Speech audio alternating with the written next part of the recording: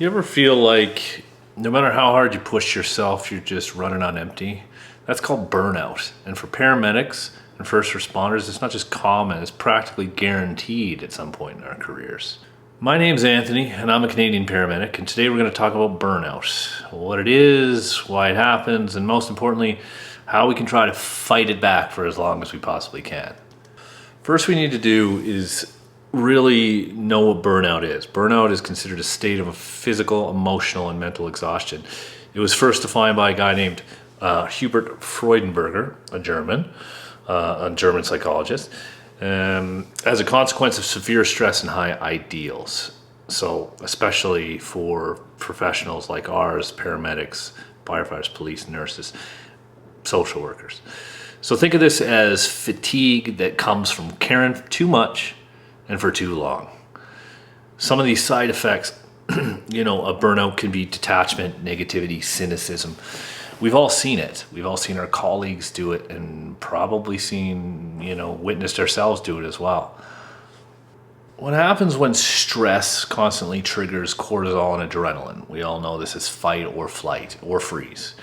When this stress essentially just doesn't end, when resources are lacking, we're micromanaged, we're underpaid, isolated, stuck in conflicts, it just builds and eventually it just kind of breaks us down. These symptoms of this, constant stress and constantly being in this fight or flight mode is, fatigue, apathy, physical exhaustion. And what we often do as paramedics and first responders in general is we just push through it, and this makes things way worse. And we're encouraged to push through it, which is the worst part. Let's be clear about this. Burnout does not mean you're weak. It does not mean you can't do your job forever. It doesn't mean a lot of things. But unfortunately, we look at people who are burnt out, stressed, and in these positions, and we kind of look down on them. Burnout doesn't just stop at being, kind of tired. Burnout causes all kinds of physical manifestations as well. Migraines, body aches, indigestions, real physical symptoms. It can work in subtle ways as well, like messy break rooms, untidy uniforms, negative attitudes, lack of concern for patients.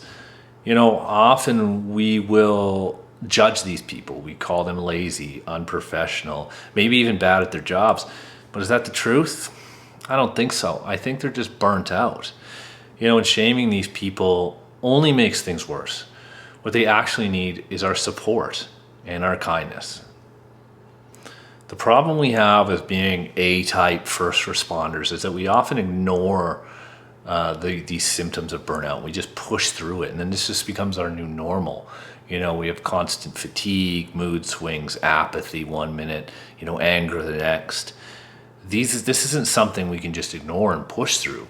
Recovery from some of these levels of burnout can take a long time, months or even years.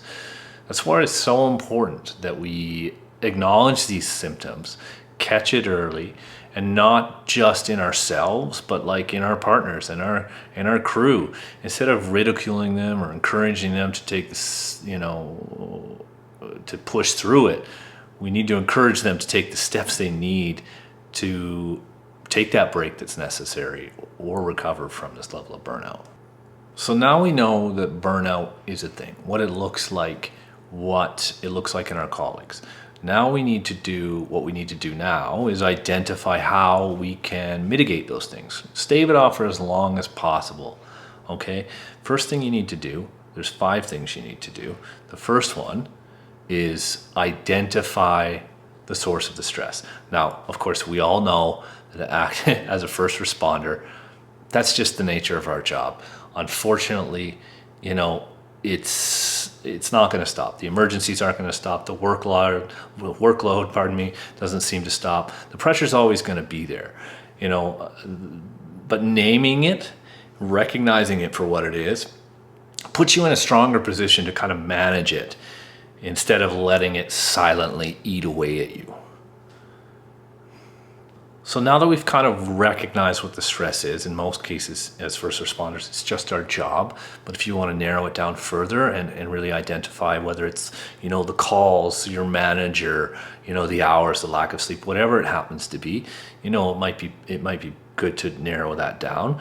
But the big key with stress is letting it cycle. It's gonna come in, but let it leave. I know that might sound strange and a little woo-woo, but honestly, it's gonna be one of the hardest things to do. I know it was for me, but it can be one of the most important steps to do.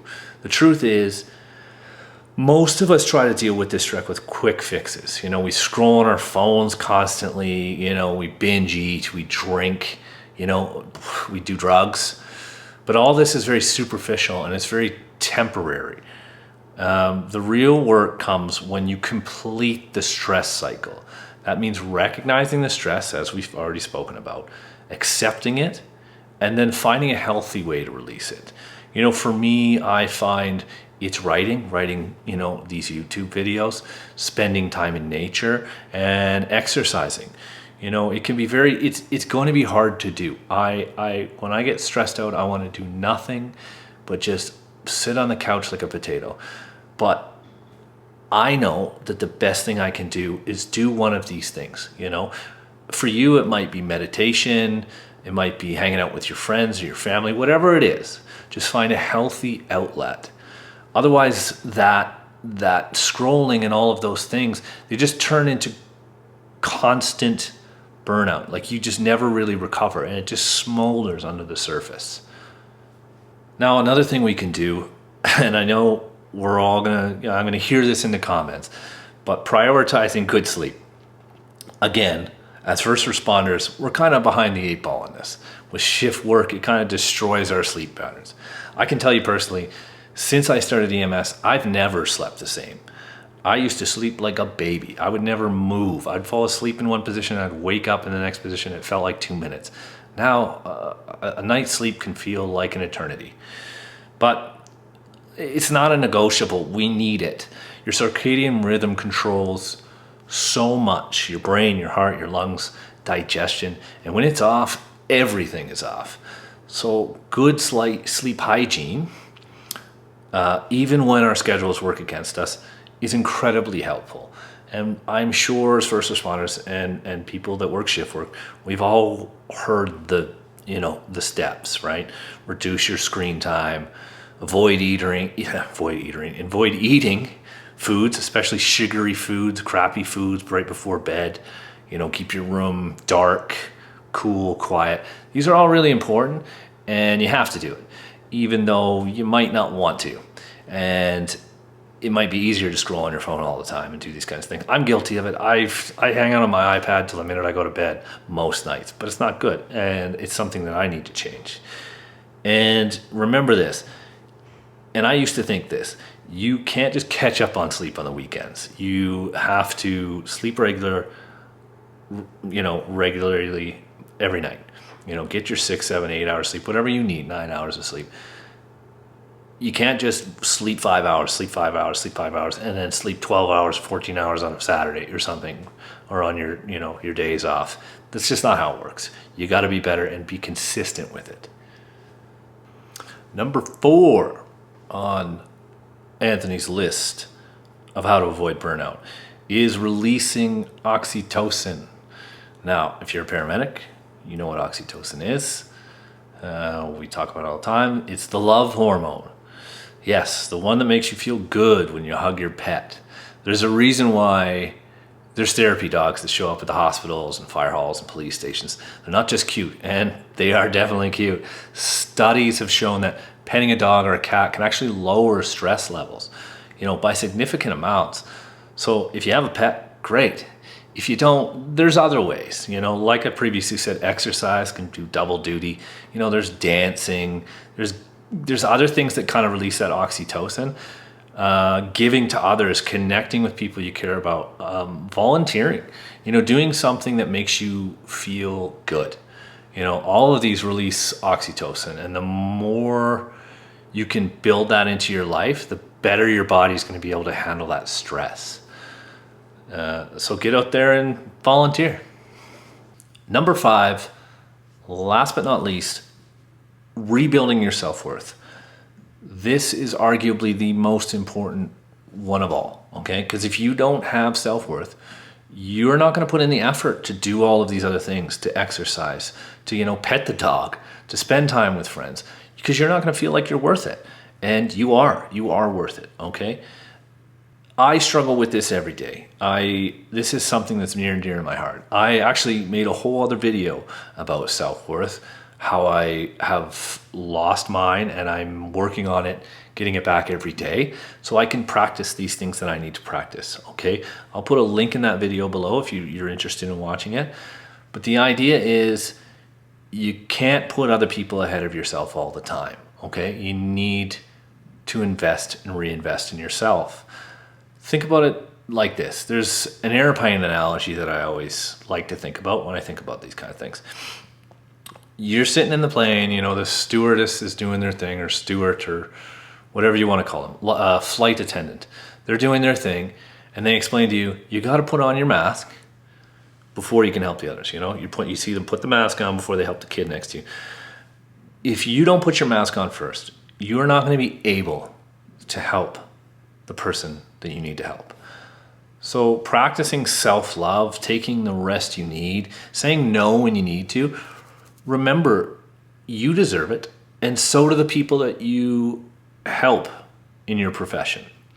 Taking care of yourself isn't selfish, it's necessary, and should be encouraged in our workplace to do more self-care, not just push through it and do the job. Here's the bottom line. Burnout doesn't just have to be part of the job. Okay, it doesn't have to be, just something we deal with. It has to be taken seriously, recognizing it in ourselves, being kind to ourselves, and when you see it in other people, supporting them instead of just judging them. Okay, be the person that you would want if you were burnt out. The days of toxic, unsupportive work environments needs to end. Okay, and it needs to start with us. We need to be the change, having each other's backs, supporting each other, and being kind to each other. Thank you so much for watching. I really hope this video gave you something to think about, maybe even a little motivation to take care of yourself, take that break, or reach out to somebody that you work with, or a colleague of yours, or a family member that might also be struggling with this and might need your support. Okay? If this video helped you, please hit the like button. Leave a comment and thoughts or experiences of your burnout to let other people know that they're not alone in this. Subscribe so you don't miss any more of our future videos. I'm going to be posting lots about this kind of stuff. I think it's really important to talk about. And remember to take care of yourselves. Take care of yourself so you can take care of others.